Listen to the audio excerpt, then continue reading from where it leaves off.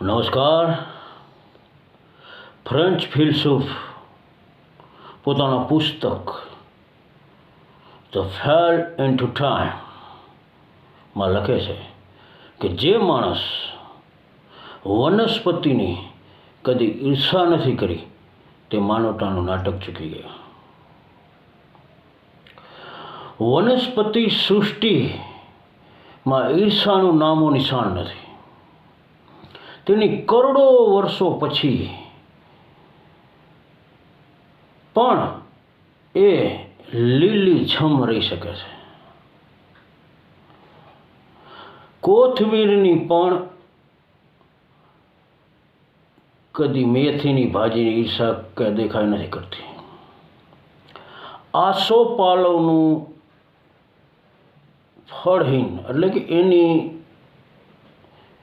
જે વૃક્ષોની જાત છે એમાં આસોપાલવ નિષ્ફળ કહેવાય. ફળહીન લાંબુ થાય પણ એમાં ફળ ના આવે.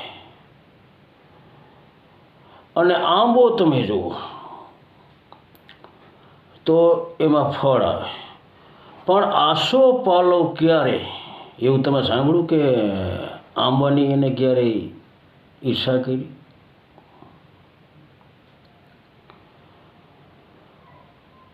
અને જે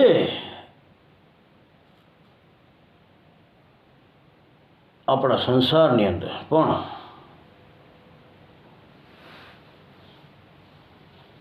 દેરાણી અને જેઠાણી વચ્ચે ઈર્ષાનો અંશ પણ ન હોય તો સમજવું કે એ સાધ્વી કક્ષાની છે. આ થોડો ઊંડો વિષય છે, પણ અત્યારે આમાં આપણે નથી જવું. હમણાં મારો સન મને કે પપ્પા તમે રિક્ષા લઈ લ્યો અથવા તો કે શાકભાજીની લારી કરો. મેં કીધું કે મારે તો બિઝનેસ મસ્ત ચાલે છે, મારે આ કરવાની શું જરૂર? તો મને કહ્યું 12મા ધોરણમાં તમને ખબર નથી? મેં કીધું 12મા ધોરણ એટલે થોડું મેં કીધું શાકભાજીની લારી મારે કરવાની અને રિક્ષા લેવાની. તો કે તમે છાપામાં વાંચતા નથી રિઝલ્ટ ટાઈમે કે બોર્ડમાં 1st નંબર રિક્ષાવાળાનો છોકરો, શાકભાજીનો વાળો છોકરો. અરે એલા કીધું મહેનત કર મહેનત, મારો ધંધા ફેરવે તારો મેળ ન પડે. એટલે કે તમે આમાં ચાલ્યા કરે છે. મારો મિત્ર રાજુ આમ તો જુઓ તો એ ગાડીઓનો શોખીન, ગાડીઓ અવનવી ભેગી કરતો હોય, મોટા મોટા મોડલ, જે નવું મોડલ આવે તરત ખરીદી લે. પૈસાની એને કોઈ કમી નથી, પણ એને હમણાં વિચાર એવો આવ્યો કે ઘોડો ખરીદી લો. ઘોડો તો આ ડીઝલ પુરાવાની માથાકૂટમાંથી અને પંપની લાઇનમાંથી માથાકૂટમાં છૂટી જાવ. અને મારે ઘરની 40 વીઘા જમીન છે, તો એ કે રજકો વાવી દઉં તો આ મફત આયલા કરે. એટલે એને કોકે કીધું કે ભાઈ તમારે ઘોડો લેવો હોય તો બાજુના ગામમાં એમ કે તબેલો સારો છે, અહીંયા તમે જાઓ તો મળી જાય. એટલે એને એ તરત તબેલાવાળા પાસે ગયા ભાઈ રાજભાઈ. તબેલાવાળાને કીધું કે સારામાં સારો ઘોડો બતાવો. અને તબેલાવાળા કે ચાલો બતાવીએ, એમાં શું, અમારે તો વેપાર ધંધો જ કરવા છે, અમારે તો આ જ કરવા બેઠા. તો એને પછી તબેલા અંદર લઈ ગયા, એક ઘોડું બતાવ્યું નાનું. એ કે આના 10,000 રૂપિયા. તો કે આ તો ન મજા આવે. તો બીજું બતાવ્યું 20,000 રૂપિયા. હા એમ કે જામતું નથી, આ તો ગધેડા જેવું લાગે. ઘોડું તો છે પણ ન જામે. એ કે પણ ગધેડાની વાત આવી તો વચ્ચે તમને એક વાર લઈ લઉં કે ગધેડું એ સ્વાવલંબી પ્રાણી છે. ગધેડાને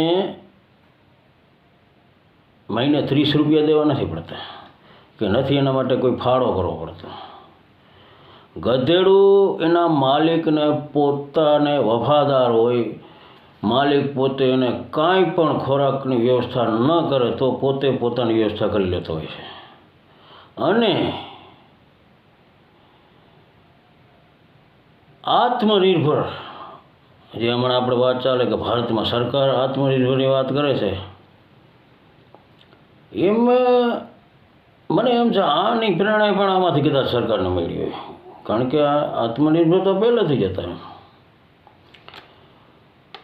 તો મારા મિત્ર રાજુએ જે ઘોડો 20,000નો બતાવ્યો ઇનોવેમાં, તો પછી સીધો જ 3 લાખનો ઘોડો એને એક બતાવ્યો.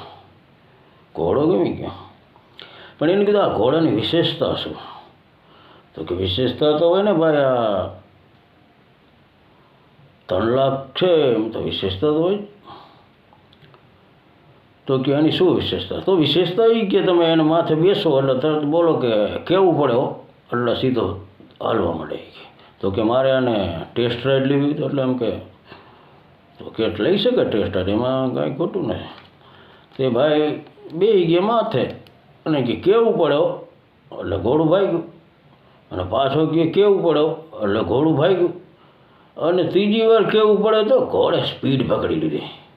અને બન્યું એવું કે હા મેં રસ્તો પૂરો થઈ ગયો અને સીધી જ ખીણ ચાલુ થઈ ગઈ.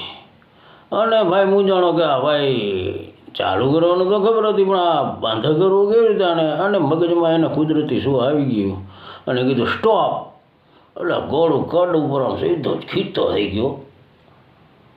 અને પાછો એ કે ઘોડું છે તો ખરું હોય કે કેવું પડે કે, અને જે સીતારામ ઘોડું ને બે ગયા, અને હજી સતીશભાઈના દવાખાનામાં છે. મારો મિત્ર કેશવજી, એને હમણાં 40 વર્ષની ઉંમરમાં લગ્ન કર્યા. બોલો, 40 વર્ષમાં મેળ પડતો નતો, માગવું આવ્યું તો કે કરાય તો કરી નાખ્યું. પણ 2 દિવસ જ એની પત્ની રહી અને 3જે દિવસે કોકને એને ભાગી ગઈ. અને આ સમાચાર એને કોકે આપ્યા તો એ સીધો હસવા જ માંડ્યો. એ કે મને 2 દિવસમાં જ ખબર પડી ગઈ કે આ ધંધો ન કરાય. હું હલવાઈ ગયો, વિચાર જ કરતો આમાં કેમ છૂટું. એ કે આ તો કે હારા હારા સમાચાર આવી ગયા કે તો રાજી થઈ ગયો. દુનિયામાં પહેલો વતની એવી કે જે સ્ત્રી વહી જાય તો વીરને બદલે આનંદમાં આવ્યો. અને કે 4 દિનની જિંદગી, એમાં 2 દિન તો ગયા ખરા, પણ 2 દિન હવે સારા આવશે કે, અને તોય 50% ફાયદો એ કે. અને એ તો સાહેબનું શાયરી માંડ્યો બોલવા કે જેની સંસારમાં વસમી સફર હોતી નથી, તેને જગત શું છે એની ખબર હોતી નથી. આમ વાયડે ચડી ગયો. પણ મતલબ કહેવાનો એટલો જ છે કે જીવનમાં જો તમને કાંઈક સમજાઈ જાય એનું જ મહત્ત્વ છે. મારો મિત્ર લાલો, એને હમણાં શું વિચાર હુઈજો, એ કે મારે એ કે સરપંચમાં ઉભરો. સરપંચમાં મેં કીધું એલા ધંધો ન કરાય, આપણે સરપંચ બનાવવા. તો કે ના, કે આમે યાર પાર્ટીનું પાડી જ દો કે ફોર્મ ભરી આવ્યા. 2 દી પછી સમાચાર આવે કે ફોર્મ રદ થઈ ગયું. તો એ તો તપાસ કરે ફોર્મ કેમ રદ થઈ ગયું. એ કે સાહેબ એ કે તમારે 3 બાળકો હાલ ફોર્મ રદ થઈ જાય. તો એ કે ભાઈ હું ક્યાં તમારું અનાજ ખાવું હોય કે સરકારનું થોડું અનાજ ખાવું, 3 હોય કે 4 હોય મારે કે.